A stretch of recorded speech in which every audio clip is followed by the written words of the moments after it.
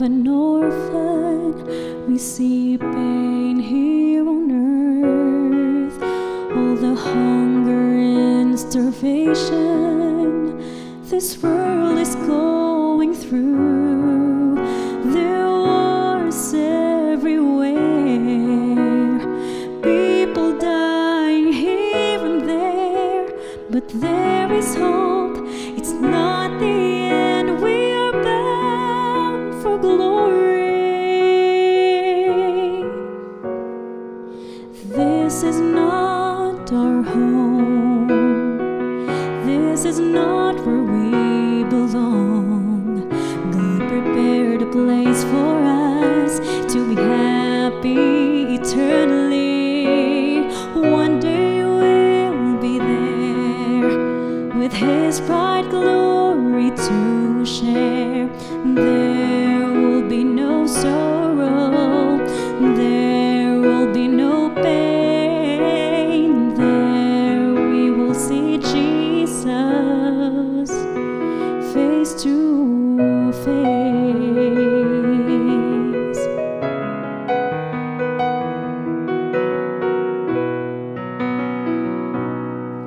At times our problems just get too much, and we feel like giving up when we've really fought the hardest, yet we fail in the end. Our friends have gone away, everything seems just in vain, but there is hope. It's not the end. We're bound for glory. This is not our home. This is not where we belong. God prepared a place for us to be happy eternally. One day we'll be there with His bright glory to share. There will be no sorrow, there will be no pain. There we will see Jesus face to face. We all desire to live in a perfect world. It may not seem, but we're heading there.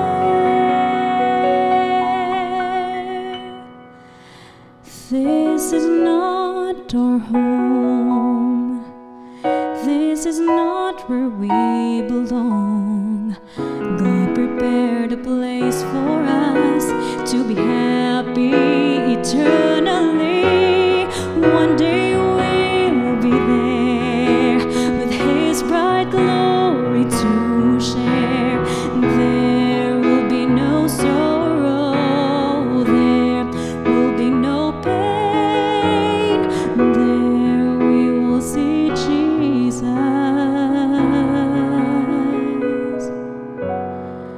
face to face.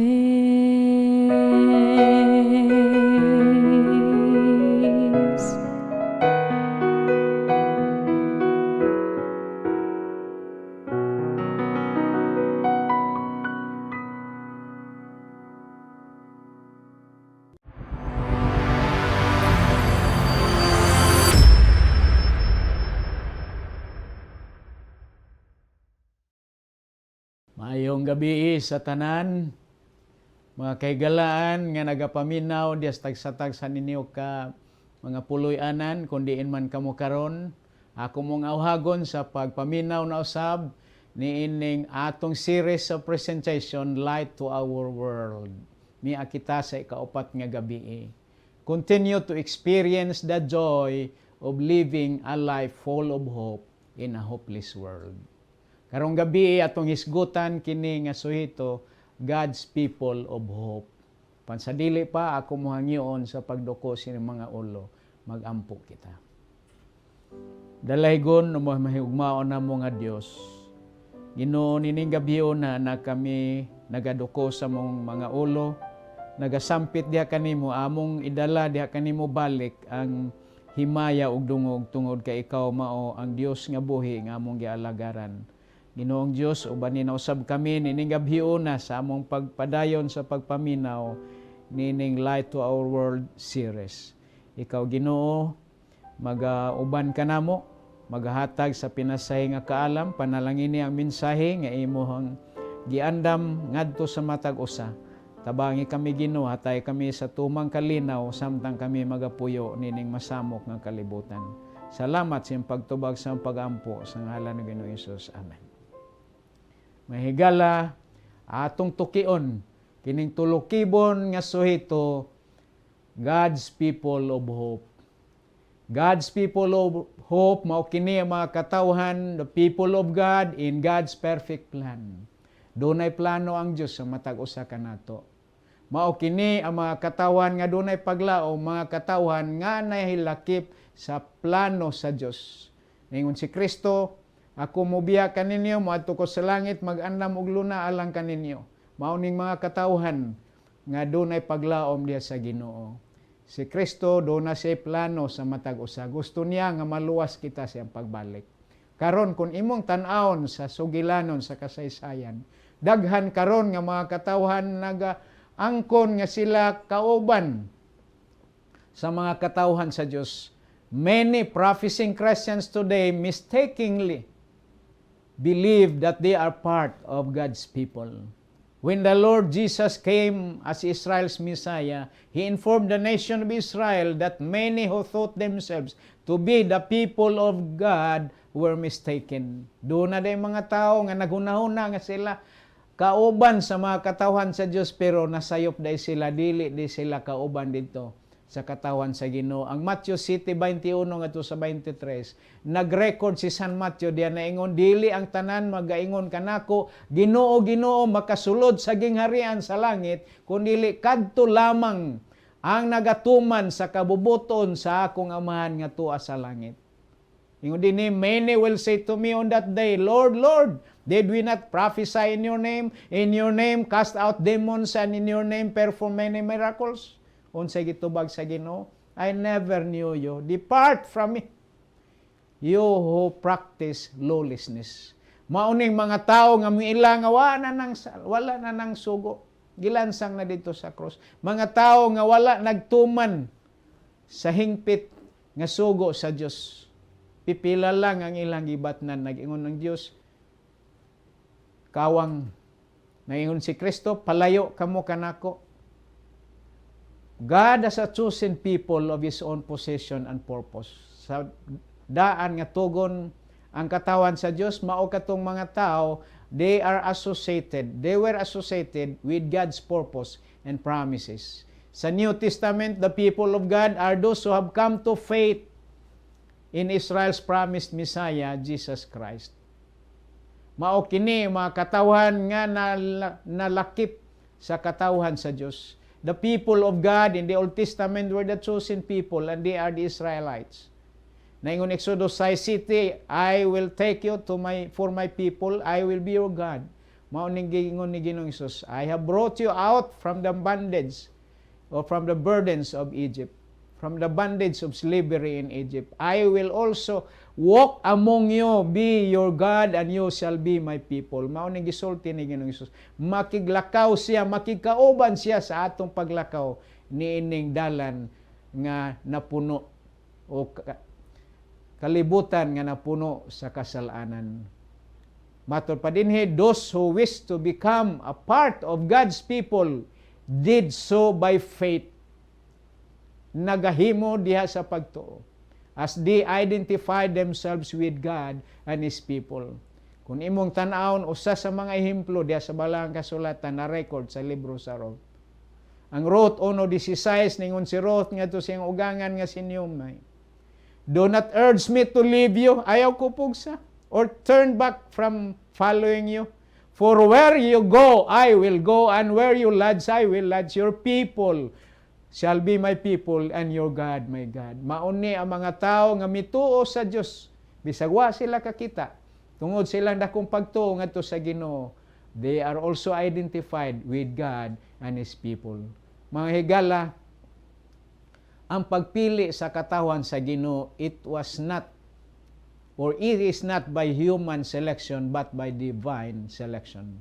God wanted His people to know that their selection was by divine election apart from any merit of their part.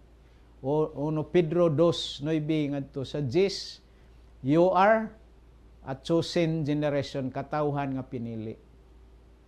Harianon nga saserdote, balaan nga nasod, people for God's own position, mga katawhan nga iya sa Ginoo, that you may proclaim the excellencies of Him who has called you out of darkness. Gipanagtawag kita gikan sa kangit-ngit hangto dinhi sa katingalahan nga kahayag, for you are the people of God. Mao ni ang katawhan sa Ginoo. Naingon dinhi sa Juan 15:4, naingon si Kristo ngadto sa mga katawhan, pabilin kamo kanako og pabilin ako kaninyo. Juan 15:10, kung tumano ninyo ang akong sugo, magapabilin kamo sa akong gugma, maingon nga gituman ko ang mga sugo sa akong amahan og nagapabilin ako diha sa iyahang gugma. Juan 15:14, kamo mga higala nako, kung magatuman kamo sa akong sugo, isugo kaninyo. Higala, very simple. Ang katawhan sa Dios diha sa paglao, mao kini mga tawo nga higala ni Ginoong Hesus nganuman. Kay nituman man sila sa sugo sa Ginoo. Deuteronomy 6:17, you should diligently, sama kugihon gayud, keep the commandments of the Lord your God and His testimonies and His statutes which He has commanded you. Mahigala ang balaan nga kasulatan. Mao kini ang estandarte sa Kristohanon nga pagkinabuhi. Mao kini ang manual sa pagkamatarong. Pinadayag 14 city nagsulti ang manulunda. Kahadloki ninyo ang Dios, meaning tahura ang Dios, simbaha siya. Ihatag kaniya ang respeto kaniya, ihatag ninyo ang himaya, kay nahiabot na ang takna sa iyang pahukom. Og simbahan ninyo siya nga mao'y nagbuhat sa langit ug sa yuta, sa dagat og sa mga tuburan sa tubig. Ang Ecclesiastes 12:1 nagsulti ang maalamon nga hari si Solomon, remember your Creator. Mga higala, ang Dios mao ang naghimo nining dako nga kalibutan. Siya mao ang tag-iya sa tanan, siya ang magbubuhat. Naingon si Hari Solomon, remember your Creator. Efeso 3:9 sa pagpahayag ngadto sa tanang tao kung unsa ang laraw sa tinago nga sulod sa mga katuigan, gililong sa Dios nga mao ang nagbuhat sa tanan nga mga butang. Ang Biblia nag-record labi na sa libro sa Henesis. Ato diha makaplagan kung sa unsa nga paagi natukod o nagsugod ang kalibutan.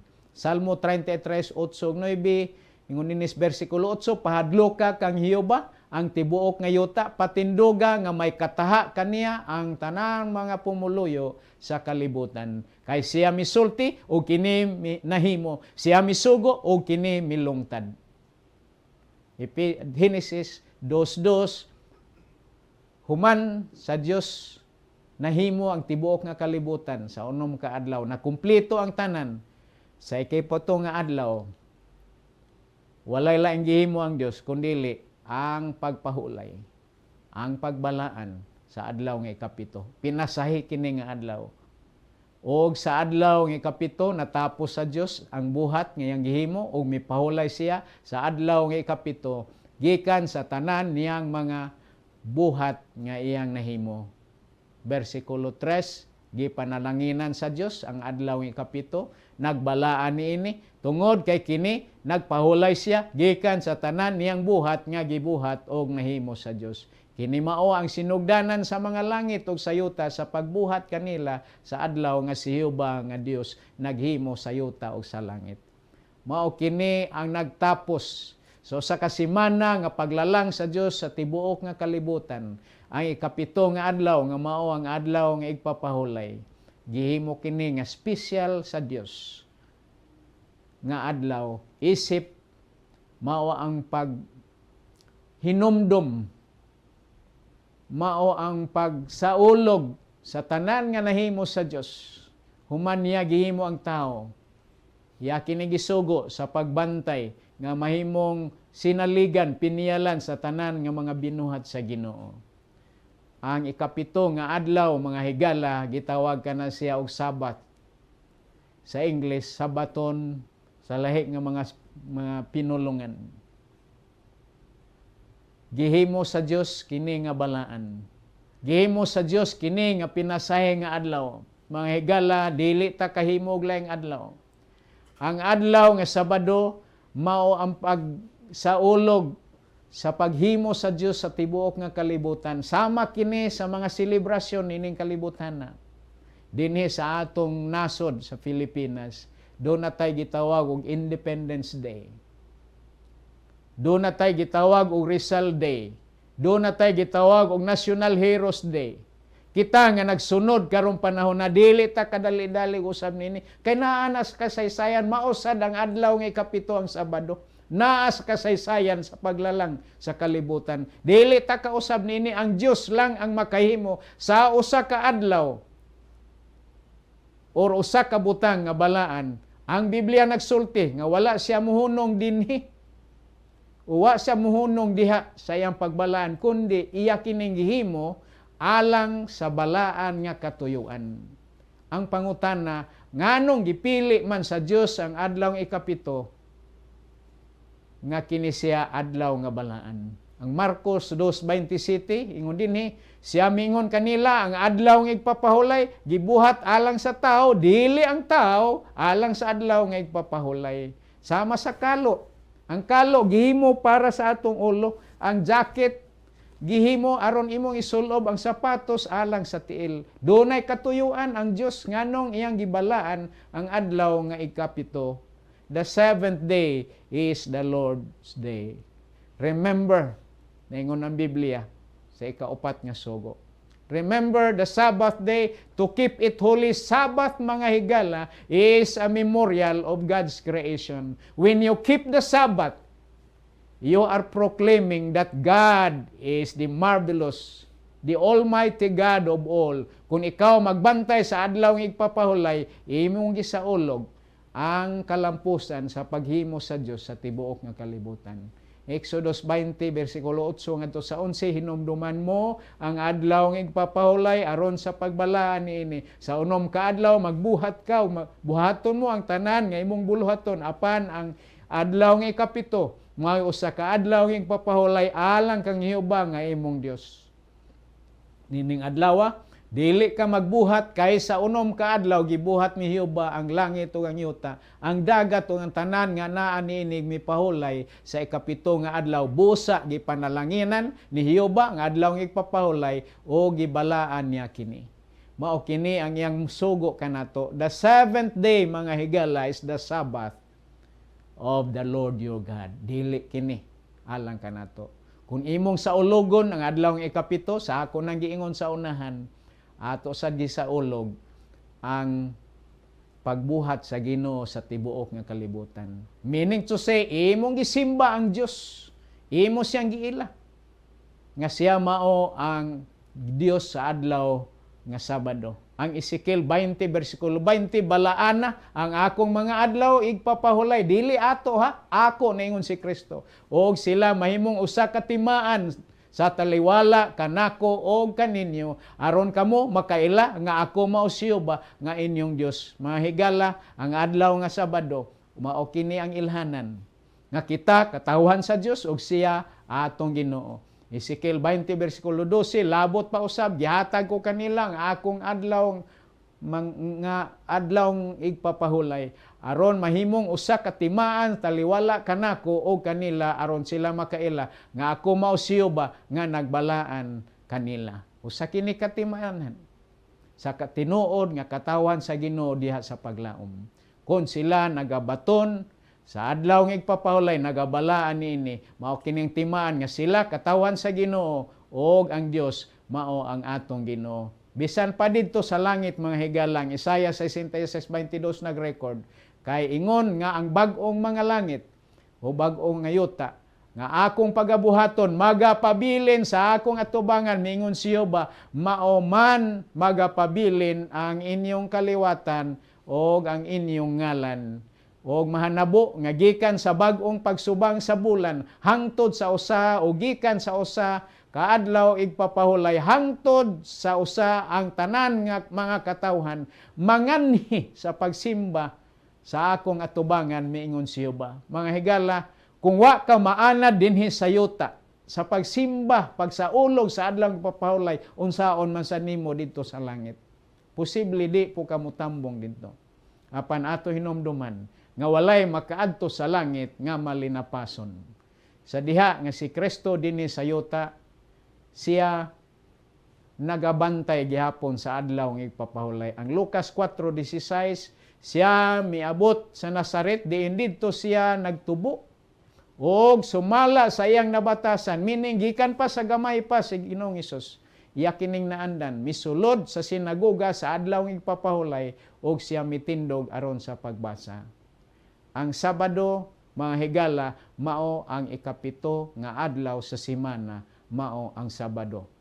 Ang Lucas 23:54, adlaw kadtos pagpangandam o nagsugod na ang adlaw nga ipapahulay, mao kini ang panahon nga si Kristo namatay.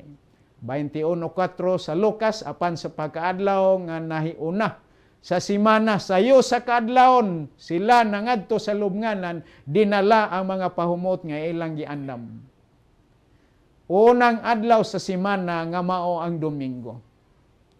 Sunod sa Sabado, Domingo, didto nangadto ang mga babae sa lubnganan nagdala og pahumot, wa sila didto sa simbahan.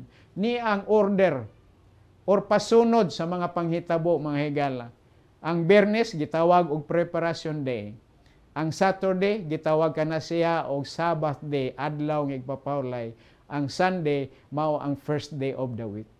Bisan ang mga tinunan ni Kristo, sila si San Pablo, si Felipe, ang tanan niya mga tinunan. Gani si San Pablo matod pa dinhi, held 84 meetings on the Sabbath in the book of Acts. Diha lang ha sa libro sa mga buhat. Nagpaila, nagpakita nga si San Pablo mismo sumala sa iyang nabatasan, tuwa siya sa simbahan sa adlaw nga ikapito. Mahigala ang Biblia nagsulti nga bisan si Kristo siyang panahon nagbantay siya sa adlaw nga ikapito. Gani ang uban karon nagunahon nagiusab na kuno ni Kristo. Pero niya ang kamatuoran, mahigala. Matthew 5:17, ayaw kamo paghunahuna nga mianhi ako ningon si Kristo aron sa pagbungkag sa kasuguan o sa mga propeta. Ako mianhi dili sa pagbungkag kundili sa pagtuman niini. Versikulo 18, nagpadayon si Ginoong Hesus sa pagsulti, kay sa pagkatinuod, sultihan ko kamo nga samtang magalungtad pa ang langit ong yuta, walay pagasayloan sa kasuguan, bisan usa ka kudlit, usa ka tulpok niini hangtod ang tanan matuman. Naingon si Kristo, wa siya nagbungkag, wa siya nianhi, kundili ang iyang pag-anhi, mao ang pagtuman sa tanan, mao ang pagsunod sa mando o pagtamod, ilabi na sa adlaw ng igpapahulay, siya mismo nagatuman niini. Mga higala, gikan sa libro sa Genesis, hangtod sa libro sa Revelation, wala naputol ang kutay sa mando sa Ginoo sa pagtamod o pagtahod sa adlaw ng ikapito. Wa gid kini usba. Apan sa unsa nga paagi nga kini nausab. The faith of our fathers ni Catholic Cardinal James Gibbons, page 111, 112, naingon dinhi, kung imong basahon ang tibuok kasulatan gikan sa Genesis hangtod sa pinadayag, dili gayud ikaw magakaplag bisan usa ka pulong nga naghatag og otoridad sa pagbantay sa Domingo, hinuon ang balaan nga kasulatan naglig-on sa pagbantay sa Sabado. There is no biblical record, mga kaigsonan, mga higala. Kung imong basahon gikan sa Matthew hangtod sa pinadayag sa Bagong Tugon, mao'y gihunahuna sa uban, wala nag-usab ang Dios niini.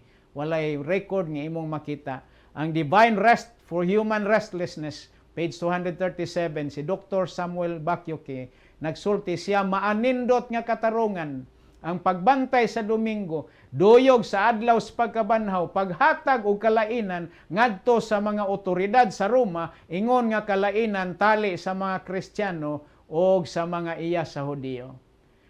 Tungod sa maayaw nga katuyuan sa dako nga iglesia.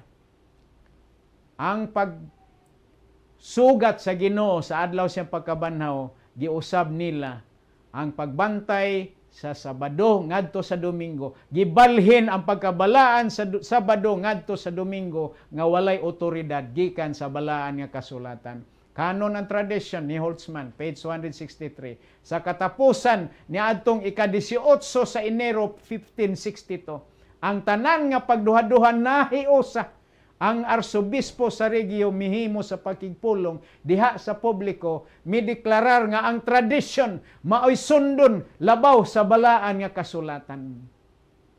Kung muhisgot tag tradisyon mga higala, mao kini ang pagtulunan nga atong nasunod gikan pa sa atong mga katigulangan sa mga apuhan hangtod sa atong panahon karon nahog kini nga kabahin sa atong tradisyon. Matthew 15:3 kanila mitubag siya nag-ingon, ngano ba usab nga inyo manglapason ang sugo sa Dios aron lang pagtuman sa inyong gikabilin-bilin nga kalagdaan. Matthew 7:8-9 inyong gibiyaan ang kasuguan sa Dios o maoy inyong gihawiran ang gikabilin-bilin nga kalagdaan sa mga tao. Siya miingon kanila, maayo gayod ninyong pagkasalikway sa sugo sa Dios. Aron inyong kabantayan ang ikabilin-biling kalagdaan. Mauni ang tradisyon mga higala nga atong nasunod gikan sa atong mga apuhan sa atong mga apuhan hangtod sa itong ginikanan hangtod ini panahon na karon mga kalagdaan nga hinimo sa tao. Matthew 7:6 kining tawhan mga tawhana nagapasidungog kanako pinaagi sa ilang mga ngabil, meaning nagaampo gihapon sila ngadto sa Ginoo. Paningon si Kristo, halayo kanako ang ilang mga kasing-kasing. Matthew 7:7, kawang lamang ang ilang pagsimba kanako. Sanglit sa ilang pagpanudlo, ilamang gipakadoktrina ang kalagdaan nga hinimo lamang mga tao. Mga higala, ayaw itugot nga ang imong pagsimba sa Ginoo, ang imong pagampo ngadto kaniya, mahimong kawang tungod kay ikaw wala nagsunod sa kabubuton sa Ginoo. Ang imong gisunod ang kalagdaan nga hinimo sa tao. Ang pagbantay sa Domingo mga higala, dili iya mando sa Ginoo, sumala sa bala nga kasulatan, kundili iya kini sa tao. Giangkon kini sa dako nga iglesia nga giingon dito by authority, by virtue vested sa dako nga iglesia. Giusab nila ang Sabado ngadto sa Domingo. Ang pinadayag 14:12 na ingon dinhi ani ini ang agda sa pagkamainantuson sa mga balaan, sa mga nanagbantay sa mga sugo sa Dios o sa tinuan ni Jesus. Ang mga balaan nga mga tao nagtuman sa sugo sa Ginoo o nagbaton sa tinuohan ni Ginoong Hesus. Mga higala, si Ginoong Hesus nagbantay sa adlaw nga igpapahulay. Kumusta ikaw? Unsa man nga adlaw ang imong gipahulayan? Ang Sabado, sumala si Ezekiel 20 versikulo 12, it is a sign between me and you, ningon si Ginoong Hesus, I am your God and you are my people. God's people of hope are those that keep the commandments of God and the testimony of Jesus. Nining gabhion na, ayaw itugot nga magpabilin ka diha sa pagtulunan nga hinimo sa tao. Ayaw itugot nga magpabilin ka sa pagbantay sa adlaw nga dili mao ang gitudlo sa Ginoo diha sa bala nga kasulatan. Ang ikapito nga adlaw mao ang adlaw nga Sabado sa semana. Mao kini ang balaan, mao kini ang timaan, mao kini ang gipahulayan o gipanalanginan sa Dios gikan pa sa sinugdanan sa kapanahonan sa kalibutan. Atong iampo ang atong kaugalingon na kung mahimo makahimo ta sa pag-alagad diya sa Ginoo. Ako mo hangyoon mga higala sa pagduko sa mga ulo magampo ta. Amahan nga balaan, Ginoo ninitak na sa kagabhion. Salamat sa mensahe nga among nadunggan. Salamat Ginoo sa adlaw nga igpapahulay nga imong gipaila kanamo nga mao kini ang ilhanan nga ikaw among Ginoo ug kami imong mga katawhan. Tabangi kami Ginoo sa pagbiya niining pagtulunan nga hinimo sa tao, unya kami makahimo gyud sa pagsunod kanimo nga maminatud-on. Ginoong Dios, ubani kami nga among mausab ang among kaugalingon tungod sa dako nga paglaom nga kami gusto makig-uban sa Dios sa imong pagbalik, pagsugat kanimo ug pagpuyo ni anang langit nga imong giandam alang sa matag usa. Ginoong Dios, tabangi kami. Nagikan karon hangtod sa katapusang gutlo sa among kinabuhi, amo ikaw madawat ingon nga among personal nga manluluwas pinaagi sa pagsunod sa imong kabubuton. Ayaw itugot Ginoo nga mahimong kawang ang among pagsimba diha kanimo, kundili ang among pagsimba nimo makadala og himaya ngadto sa imong atubangan. Pasayloa kami sa among mga sala. Panalangin ni Ginoo ang tanan nga namati niining gabhiuna ang ilang matag panimalay. Hatagi sila Ginoo sa adlaw-adlaw nilang panginahanglan. Kung anaa man sila sa balatian, ayuha sila Ginoo. Kung anaa sila sa kaluyahon silang pagpangalaga, dasiga sila. Ang ilang mga kabataan nga nagatubo, tabangi Ginoo nga makabaton sa kahimsog sa panlawas, lantip nga sa labutan, makahimo sila sa paghuman sa ilang pagtuon, mahimo silang panalangin sa ilang matag panimalay, o sa mga katawhan silang palibot. Himoa Ginoo nga among kinabuhi nga mahimong panalangin ngadto sa uban. Ubani kami nining gabhiuna sa among pagpamahulay, ug sa gabi tabangi kami Ginoo nga makahimo na sab kami sa pagbalik dinhi sa pagpaminaw sa imong mga pulong. Kining tanan among gisalig, gilaw man madawat sa ngalan ni Ginoong Hesus. Amen. Mahigala ugma, ayaw ninyo si Piata. Balik ta ato kining susihon. How will the world end? Panid-i sa masing kamuton gayod. Ang Diyos magpanalangin kanato nining kagabhion.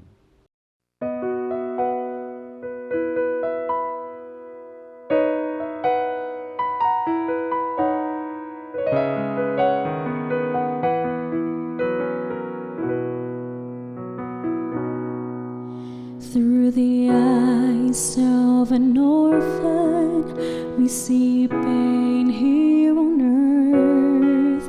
All the hunger and starvation this world is going through. There are wars everywhere, people dying here and there, but there is hope. It's not the end. We are bound for glory. This is not our home. This is not where we belong. God prepared a place for us to be happy eternally. One day we'll be there with His bright glory to share. There will be no sorrow. There will be no pain. There we will see Jesus face to face.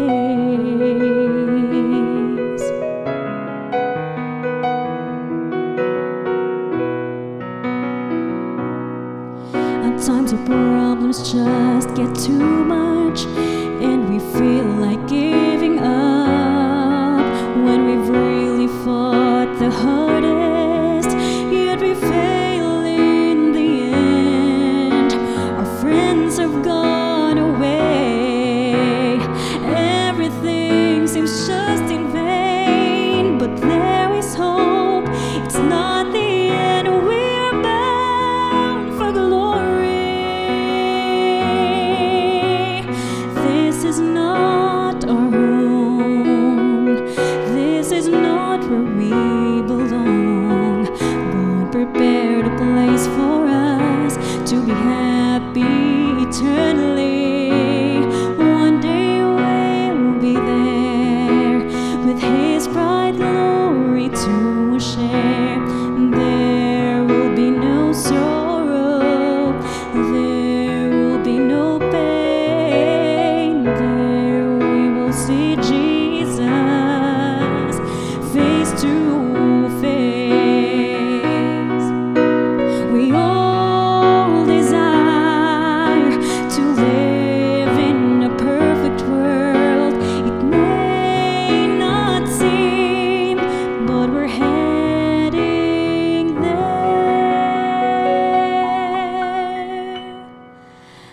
This is not our home. This is not where we belong. God prepared a place for us to be happy eternally.